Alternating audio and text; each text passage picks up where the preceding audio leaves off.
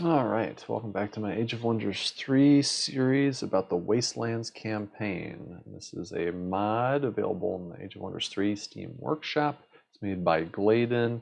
A really wonderful mod, has a series of scenarios. Check out my prior videos in this series for more information. We're going to jump right in. Again, this is the mission 3A, the scenario 3A called Perilous Alliances. 1, 2, 3, 4. It's the fourth scenario in this campaign. We start here. You can see the map. I have a few earlier saves in this campaign, not one from the very start, unfortunately. But I will boot up a few earlier saves that I saved right after really tasty battles that I was like, ooh, I definitely will want to show that on video to show off some of the Nomad stuff, because she hasn't seen Nomads in battle at all. What the heck? I haven't been replaying any battles for you all yet, so that will be coming. So at any rate, you start down here with a small force, and then you slowly build up your force. And these orange guys have a large presence on the map. They like started up here and up here, and they also have a large force. So it's like really interesting, but it's called Perilous Alliances. So you can see that we're allied with Tanner, a Nomad Rogue, and Reskar, a Draconian Archdruid, and Credenia, a Draconian Rogue. And I should say that I probably have to play it through several more times to see all the different things that can happen. But basically, like, there were some choice points in the dialogue where you had to answer a certain way. And I tried to answer conservatively to make everybody like me. And so I ended the map with these 3 allies. I don't know, had I answered it differently, if they would have all joined me or not. It's not quite sure. But it did give the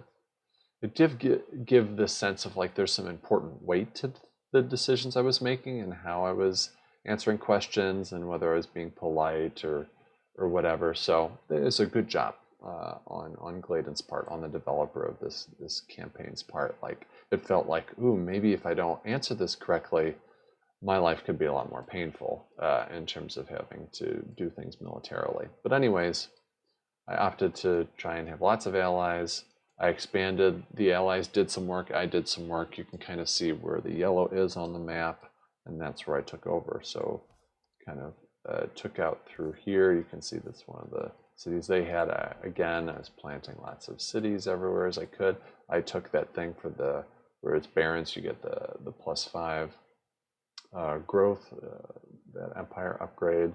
So that was happening. So came up through here, came up through here, up through here. So there was like one, and you can see there's a lot of AI that we killed. 1, 2, 3, 4. So 4. So like one of them was over here. These guys, like, look at all. I was like, as soon as you became allies, you could see all of this, and I was like, what is going on? Like, what is this?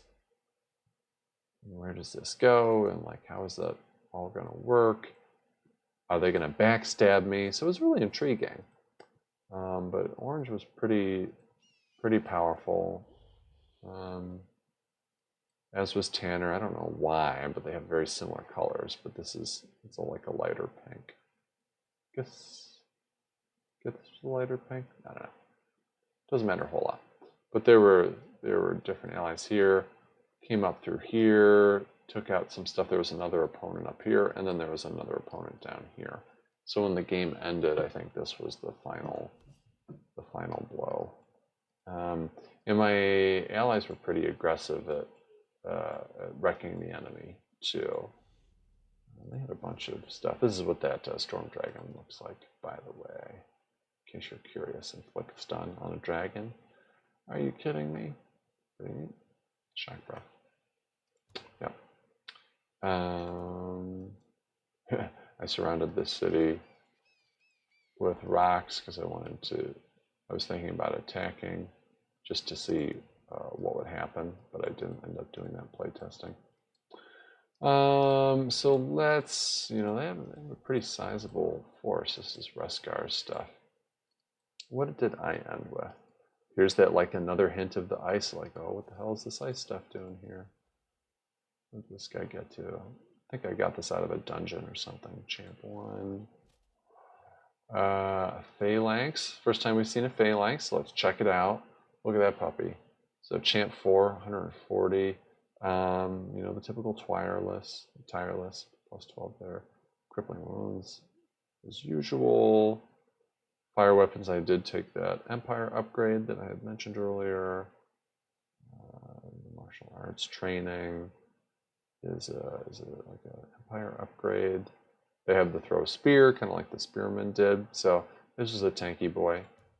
Really threw a lot of XP into them. We finally had a second hero join us that went up to level 9. I don't know if they were with us in the prime map. I don't think so. Champ 3 on this rock, 170 HP. Jeez Louise, right? 170 on that guy. But anywho, how are things looking here in terms of items? Got a nice +2 resistance. Importantly, healing item. You know, every 3rd turns, heal. Really useful. So most of this is the same, except this. This was huge. All right, like, had the author not included a seduce item, things would have been much different. Because I was able to seduce some really important units, and you get to hold on to these items the rest of the game. So it made it a huge difference. It made it much easier than it would have been. And you've got like Bucket of Filth and Immolating Touch and other stuff you can do to make it more likely that seduce works. But let's see what was new. The tireless upgrade. So when you got the 20 defense and some decent resistances, and the HP much higher, including because of the +15 for the thoroughbred mounts. So basically, like this guy was an easy tank. Check out our rogue. Some cool stuff on them. I shoved that to them. They also have their own copy of this, like crazy. This, like the minor bard skill, it gives their army. So even if they're not leading the army, they're giving everybody happiness. So it's just, you know, check out the happiness stuff on that. So I was dropping crits like crazy, you know, gave them the unicorn. They had their own, they could throw curse. So like, you know, curse, immolate, filth, own bucket of filth thing. Author was being really generous. So it was a lot easier to pull off seductions and a second chance at charm as well. You know, not as powerful as a seduce, but useful. And of course, what I love to do, shadow form. 60% protection, making people incorporeal, basically. I'd cast that on this guy with a 20% defense already, and if they couldn't dispel that, you know, game over. What the hell are you going to do? Someone with 60% physical protection. And it's not just 60%. Well, okay, yeah, because we're not up into the levels where you're giving toughness. Yeah, so it would just be straight 60%. Other juicy units. Sure. Pick that guy up late. Oh yeah, the other thing is, for some silly reason, we could summon earth elementals, which is really OP. Let me show you. Champ 4, right? So 15, 10, 150 on the Champ 4. Petrifying Touch is useful. I mean, it's all about the regrowth, right? And have Inherent Defender. And Tireless. And that physical protection. Blight weakness is a thing, but this is useful at points. And the physical protection plus this and that, like, you're just not taking it down. So I was throwing a lot of XP on them for sure. Started the game with that guy. Yep.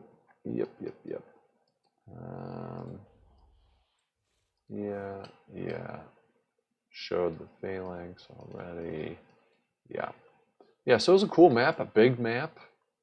A lot to clear. It was also fun because, you know, it's underground and overground stuff.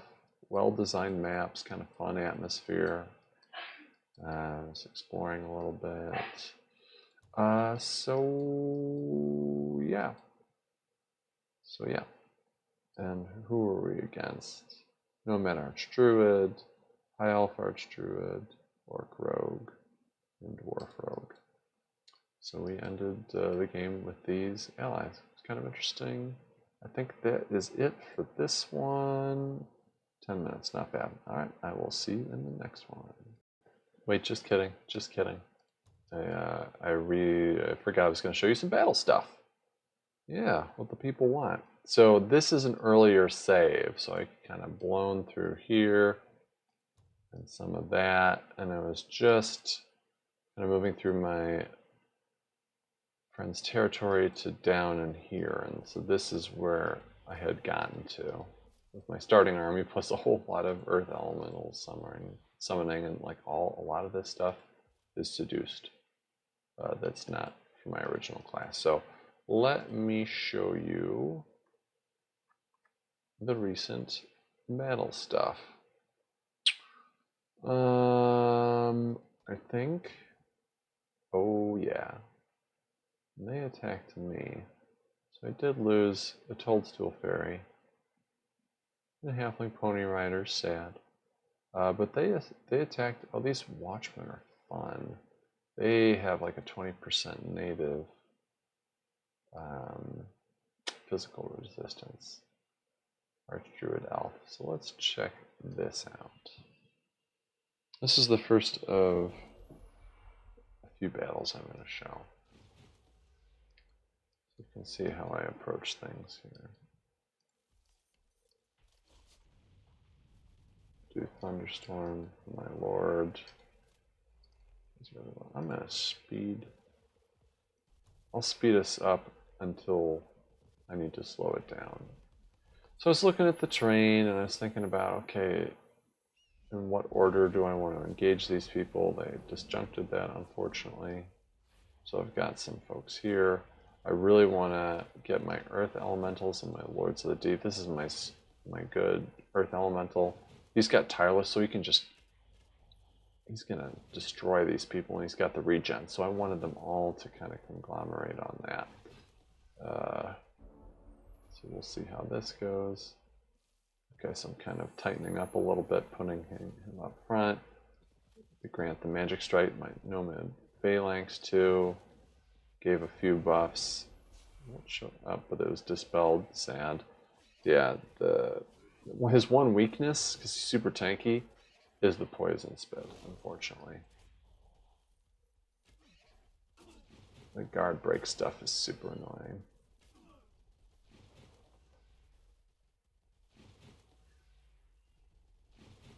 But I had kind of formed this, you can see those regrowths that like 5%. Boom, nice big hits from the rock.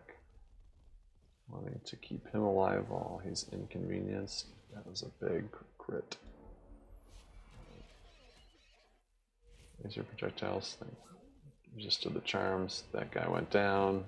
It's my bad. But this is feeling good. Just look at that. So he's tanking things like a champ. Big damage, and the cripple is nice.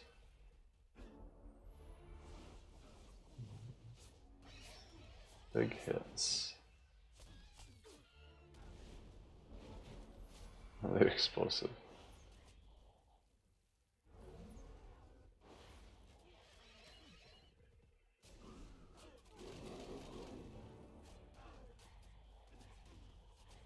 Just doing work.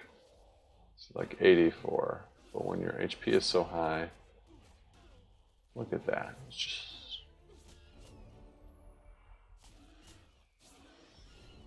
oof.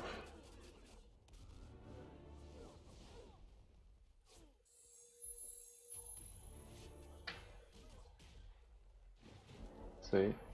He was at 84 like a turn ago, right? 23 damage is considerable. Yeah, so at this point I can move out. So some good XP. Oh yeah, this buddy back here. Do I try? Is he a leader? He is a leader, so I wouldn't be able to seduce. There was one map coming up where I was able to seduce a leader. Or not a leader, but seduce a hero that was available. Trying to give this guy the HP, I guess? Or no, I'm just letting him tank so I can heal up my guy. So yeah, that was what was interesting about that. Let me pause again and boot up another interesting battle from this. One sec. All right, here's another that I want to show you.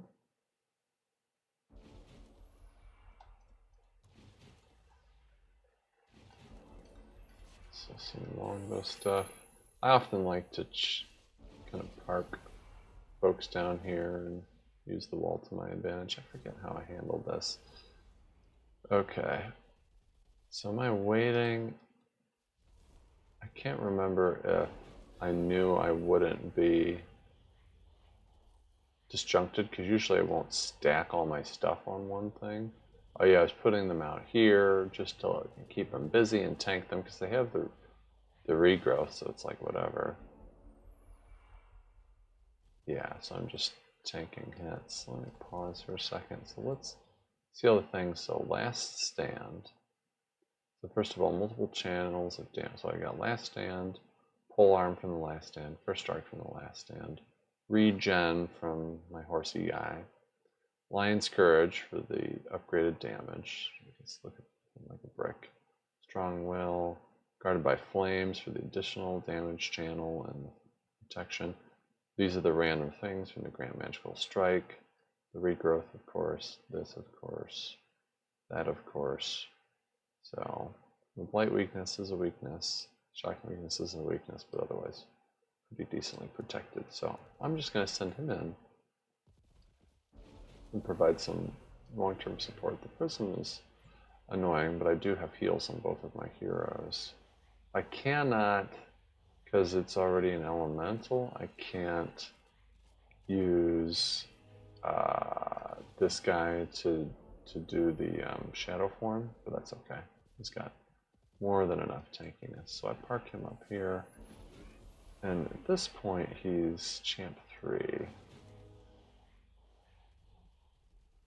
I really wish there was like a slider bar so we could fast forward ahead, but this is how I cheese this. Come on in, get absolutely wrecked.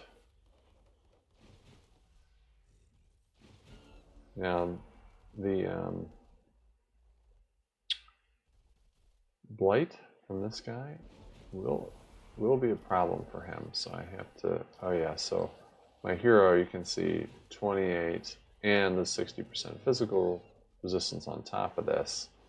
He's going to be another hit. So yeah, you see those poison bolts on both of these guys are cutting through, so that's the only thing I really need to worry about. Now he was getting a little lower than I thought he would at 85, but still he healed up from 85 to 119.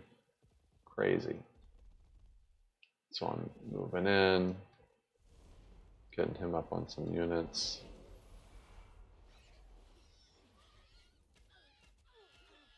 See, it takes significant damage, but has a deep HP pool.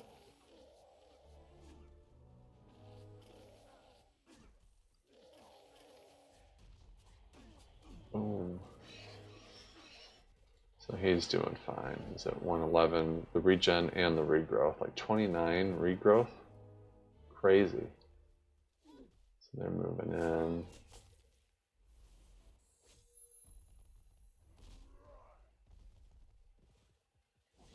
So he's just been taking care of business all by himself. Ouch.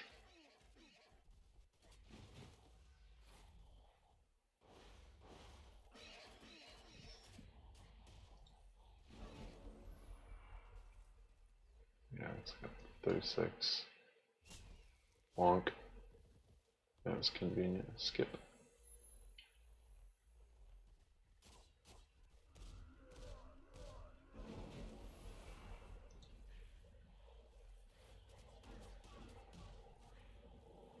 Yeah, so he got up to champ 4 in this battle. He started at 3.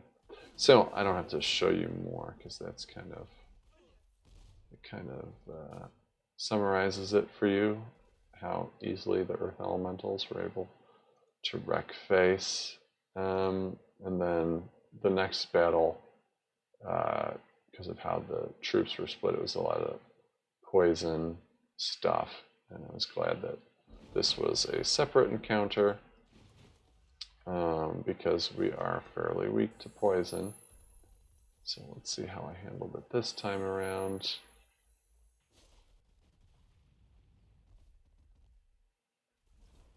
I think even though 20%,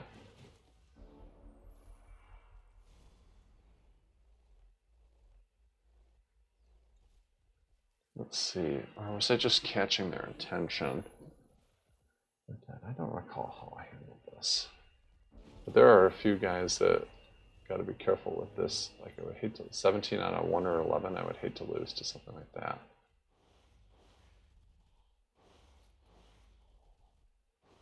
Yeah, because he's, 16 resistance with the last stand operating. It was just to tank and then not have to worry about the poison because there's just so much regrowth. So I think that's what I was doing. Just keep most of them busy here while I sneak the rest of my guys in. Oop.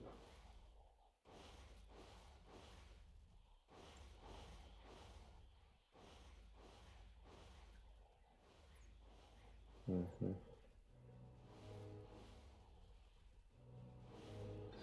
Yeah, so that's the gist. You don't need any more than that, I think. So yeah, this is the true end of the episode, so I will see you in the next one.